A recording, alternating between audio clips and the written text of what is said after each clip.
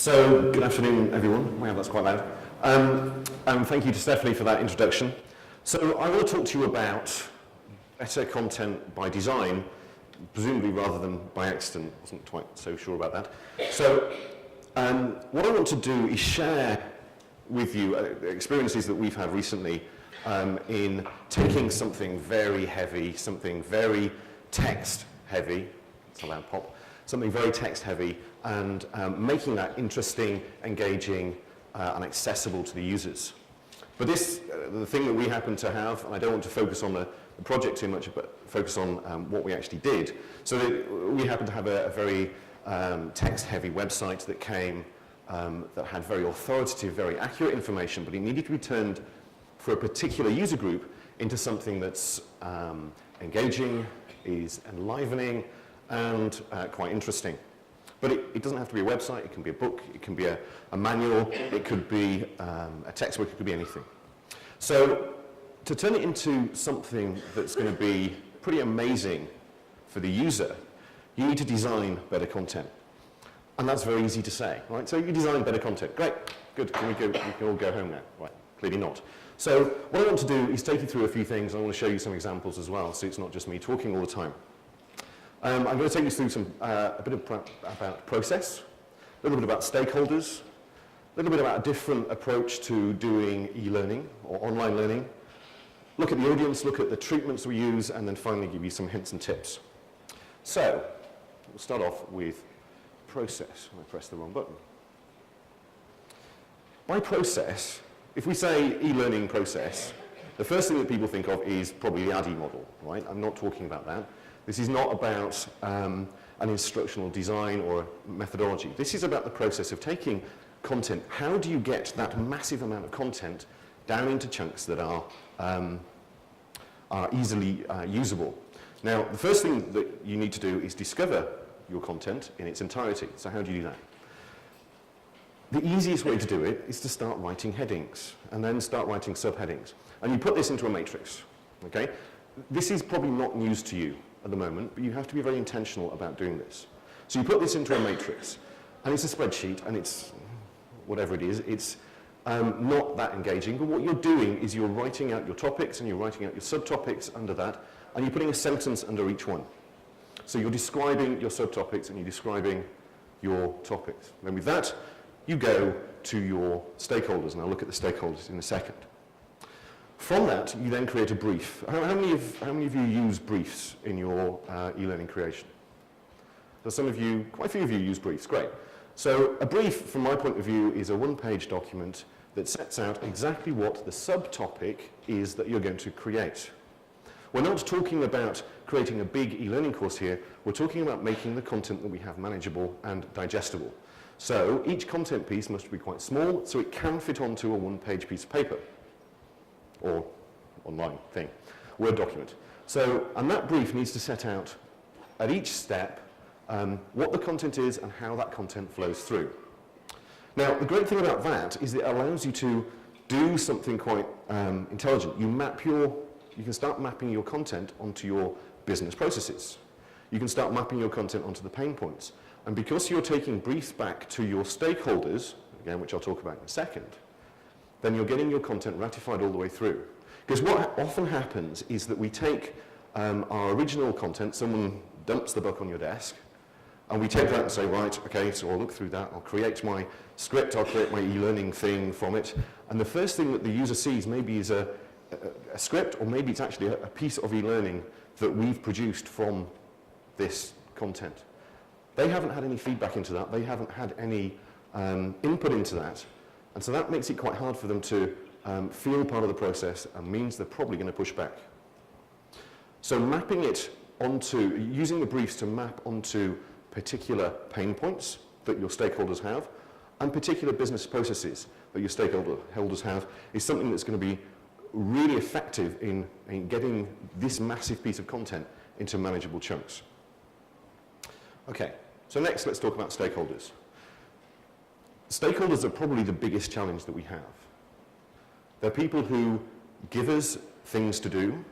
They're people who then review what we've done and they push back and say, no, that's not right, that's not good enough, that's not what we want. So, to get the stakeholders working, we need to have constant and regular communication. Yeah? That's easy to say, but the way you do it, or the way we've done it, is with your content matrix that I talked about at the start, you take that to them and say, does this work? Does this fit? What fits in where? How should this be organized? Let them feel involved in the topics and the subtopics. And then with the briefs, you take it to them again and you say,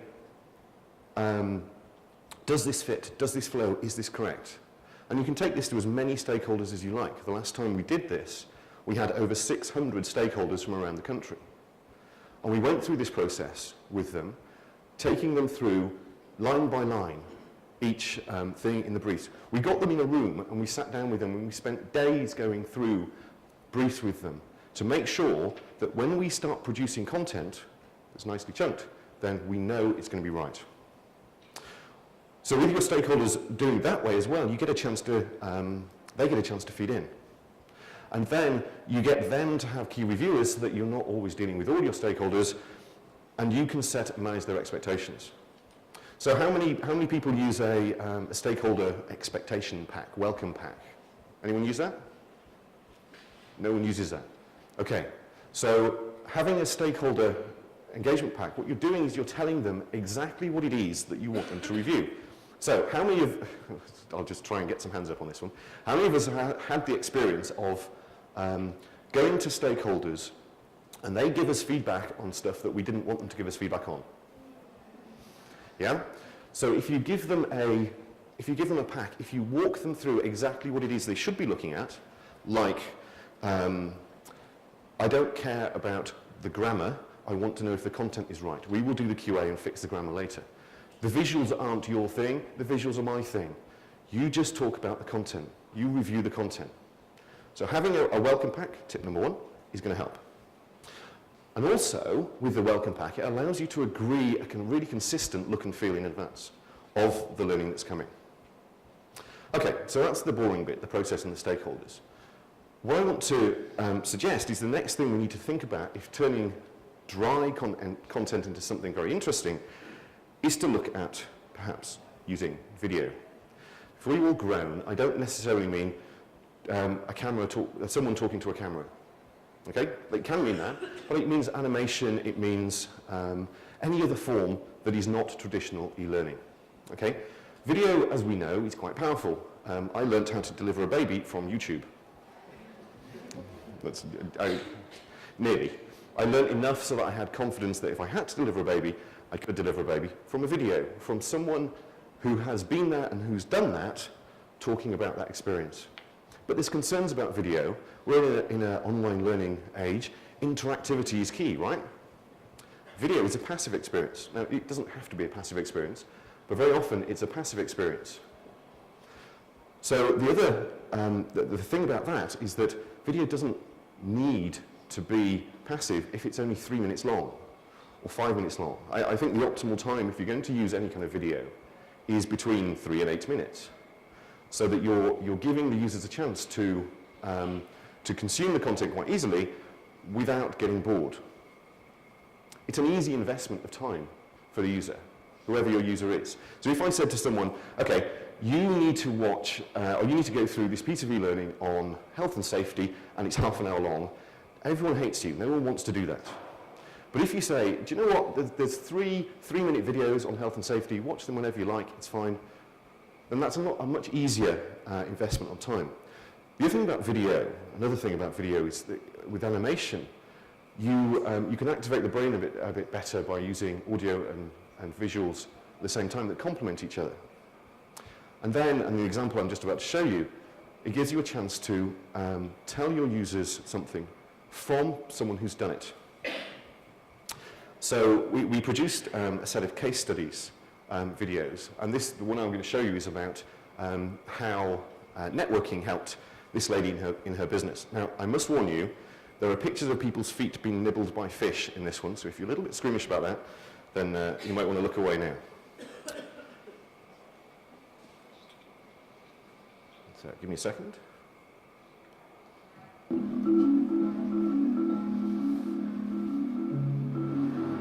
My name is Karen Hope, and I'm one of the owners of Aquashare. the premier fish bar in London. We use little fish to remove away the dead skin from the customer's feet. We brought the idea from Japan to UK, and it's working really well. Networking to my business is very important in the sense that it builds up the brand and builds up the awareness, and it broadens my own horizon as well. Okay, I'm not going to make you watch the entire video of someone having their feet nibbled. But the power of that is that you have someone, and in this case a business owner, who is talking about how, that didn't want to work, how networking helped her business. So the rule of demos is it will never work, right? Mm-hmm. We have gone all quiet. Try that. Nope. Come on, work for me.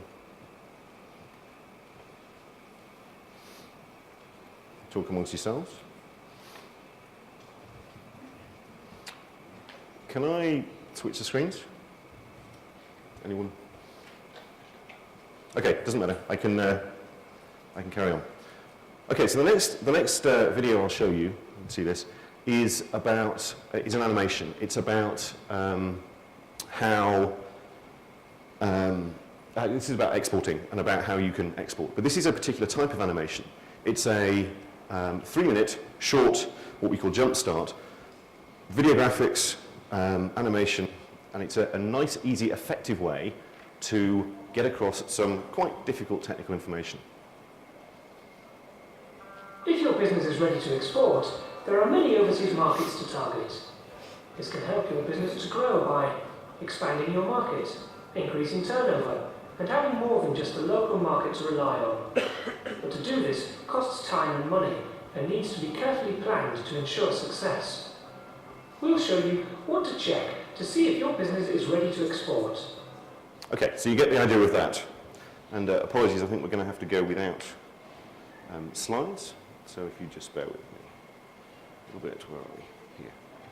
Okay, so once you start thinking about the types of videos you want to produce and using animations and videos and different techniques to get difficult information across, then the next thing you need to do is start thinking about your audience. Audience are kind of really important. Thank you. Audience are kind of really important. And so how many people use personas here? So a couple of people, 3 people. And do you know what personas are?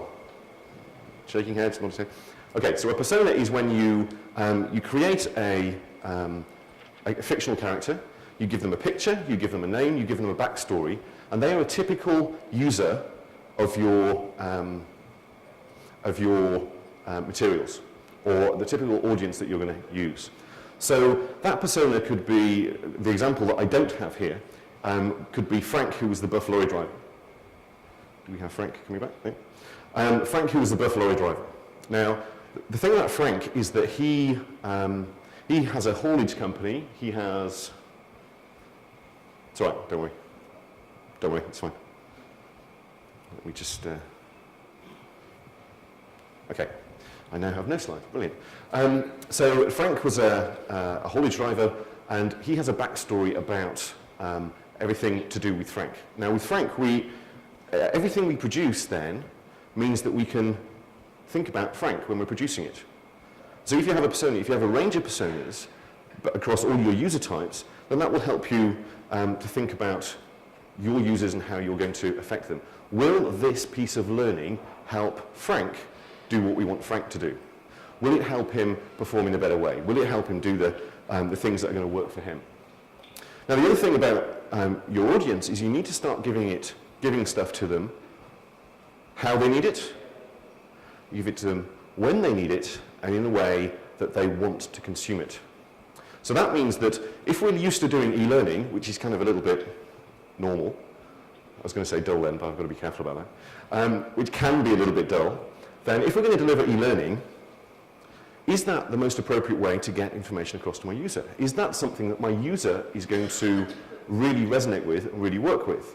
And if the answer is no, then what are we doing about that? So we give them it in the way they want it, not the way we want to deliver it. And we give them it when they want it, not when we want to give it to them. Okay, I need some guidance on this. So once you've thought about your audience, you then need to start considering your treatments. So when I talk about treatments, what I mean is the way that we treat a particular piece of content. Now this plugs right back into your outline brief that you have, your one-page brief. Because you look at your brief and you say, right, is this a lot of information? Is this going to be a huge piece? Is it going to be a short piece? How can I chunk this up? How can I make it concise? How can I make it clear? How can I make it accurate? One of the key ways you can do that is just by cutting it up into smaller chunks. It's quite easy. And with video, it helps you do that because you know that you can't deliver video over half an hour. You can't do a half an hour video. Well, no, you can, but will it still be engaging? Will it still be interesting? And that's going to be the challenge. So with your treatments, you need to start getting creative with how you think about things. So the two examples that I showed you are fairly normal. So we have a camera interview. We prepared a lot of questions based on the outline brief of what we wanted to get across. And we went to that business owner and we asked them those questions and then edited it together into a short case study. For the jumpstart, we wrote a script, and then from that script we knew that what we wanted to get across was in a graphical, animated kind of way. So those two things are types of treatments that we use, but we have a menu of treatments, and this is a powerful thing, is that before you even start producing anything, start thinking about your menu of treatments. I'll show you another treatment in a second, but and you maybe can see where the inspiration for that comes from, and there won't be any prizes, but we'll see if you can guess. And those that menu of treatment allows you to treat your content in a lot of different ways. Okay, maybe I'm not showing you anything after all.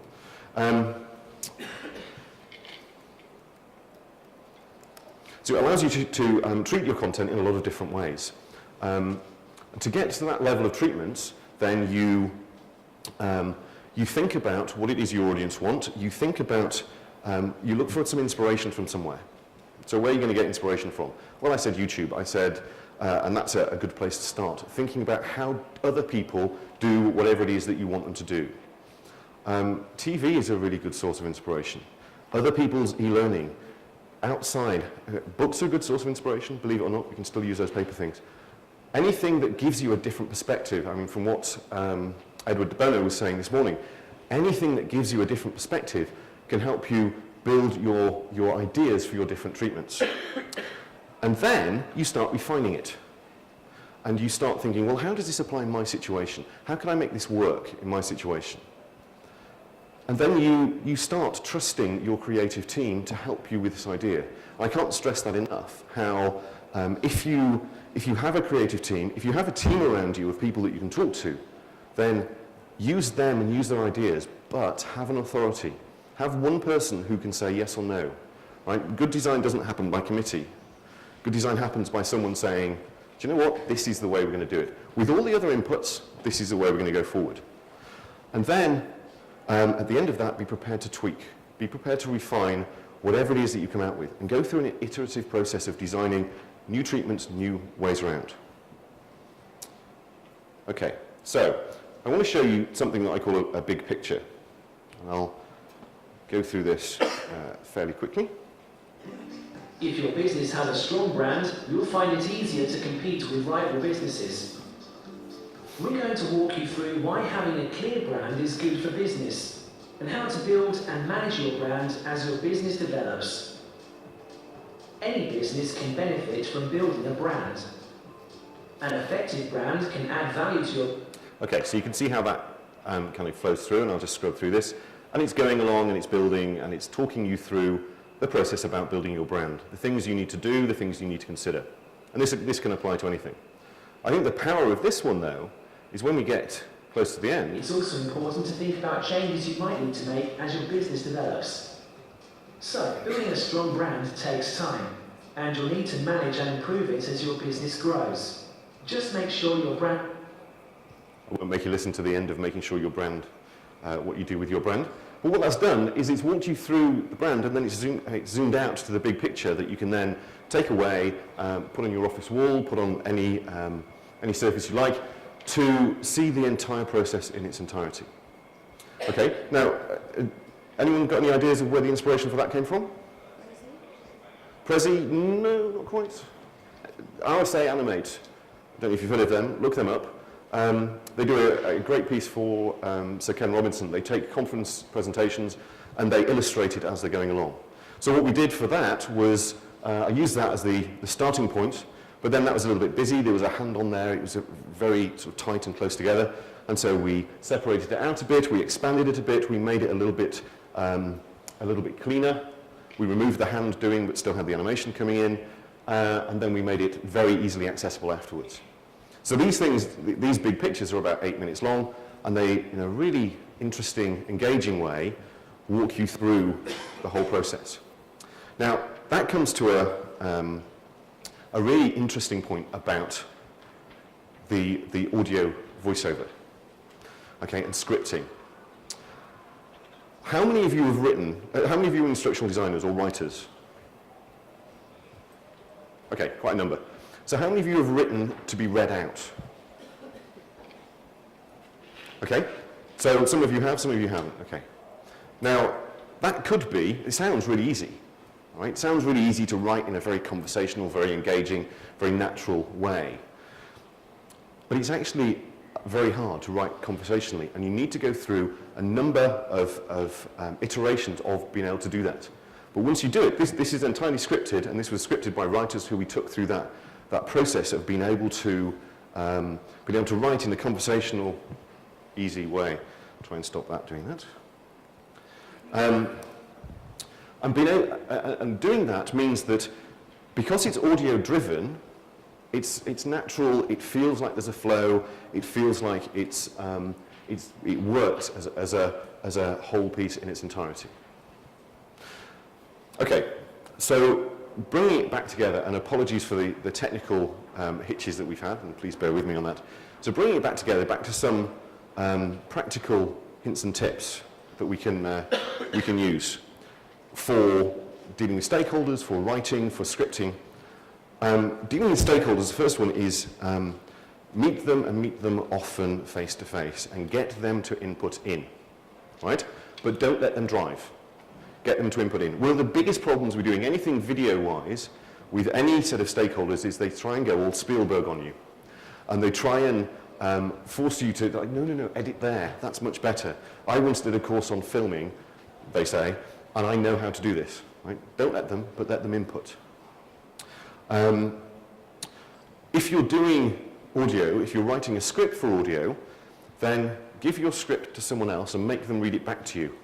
Right? It's intensely embarrassing when you first do it, but you will discover the bits in your writing that don't flow, that are hard to say. And if someone else finds it hard to say, then the voiceover artist or whoever you use will find it hard to say. The next tip on that is that if you're going to do anything with audio, one of the biggest challenges is you get the script done and the client can sign off the script, or your stakeholder can sign off the script, but then when they hear it read out, they're going, well, yeah, but we didn't quite mean that.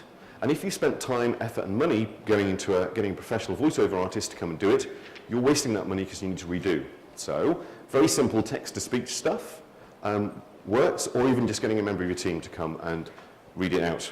I'm going to ignore that now. To read it out is going to really help. Visually create banks of graphics that you can reuse. You're producing lots of content for your large amounts of content to be brought in. Create lots of reusable graphics that you can quickly put back into more and more pieces. Okay, so where next then with something like this? The examples that you've seen are professionally produced with high-end tools, right? Which means they can cost a lot of money. One of the things that I've been working on late last year into this year is how to do this with rapid development tools, with in-house skills, and be able to do this in a way that doesn't mean we have to go outside to an external agency to do the whole big production piece. And do you know what? You can get to that level You can get almost to that level, but get the same level of effectiveness with the learning. And I think that's the challenge that I want to give back to you, is you can get to any level of effectiveness that you see on TV or any professionally produced learning with a slightly smaller production value, but by thinking about things in the same kind of ways that they're thinking about it. So thinking about being very specific about the format that you're using for your treatments, being very specific about how you're producing your scripts, how you're producing your content.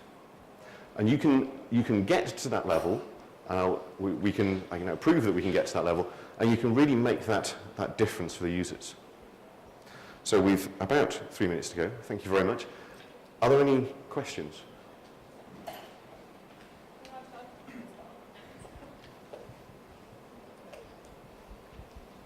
There we go. Question over here? Probably got time for 1 or 2 questions, so take this one first. When I'm asking for content to be written for the web, Yeah. I'm very conscious of always telling editors to get rid of the words, because people go to the web for information. And so we're, and I'm trying to translate that to e-learning, because people don't have much time, and you want to make the screen reading down to the minimum. Yeah. And there seems to be a conflict between keeping the words down to a minimum and making things colloquial, or making it sort of like a script. Okay. So I'd just like you to comment on that sort of tension between the two. So one of the things that I'm working on now is taking information for lawyers, or in some of the examples around there, we were talking about VAT. Okay? VAT, highly technical subject, really not very interesting. How do you make that more accessible without losing that technical accuracy?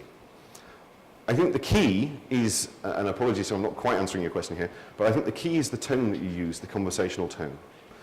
If you think about how you write and how someone writes versus how someone speaks, we never ever say purchased when we're talking to each other. I went to the shop and purchased a Mars bar. No, I went to the shop and bought a Mars bar. Okay, but when we're writing, we might say purchased. So it's thinking about the words that we use when we're writing, and I know, Stephanie, you did a blog post on this recently, thinking about the words that you're writing versus the words that you say. And I think that's how you get over that challenge, because as soon as you read something out, it will feel stilted, it will feel stunted, and it will feel like it's being read out rather than it's being spoken to. Does that answer your question? Okay, great. Do one more very quickly before we move over to our second speaker. How do you find out how somebody wants to consume it before you've written it? You test. You test your audience. So one of the things that we did was, as we were developing the treatments, we went out and we went to our user groups, wherever they were, all over the country, and we asked them what works for you, what style works for you, and asked them the question, how do you want to consume this? You can't do it in isolation, because, I mean, clearly I have the best ideas in the world, right? But my ideas aren't necessarily going to work for everyone, so you need to test that, and then take the input of all that testing and bring that back into a kind of focused treatment. So you refine that and just test that. Does that answer your question? Great, thanks very much. 2 really good questions. Thank you, Andy, for a great presentation, despite technical difficulties.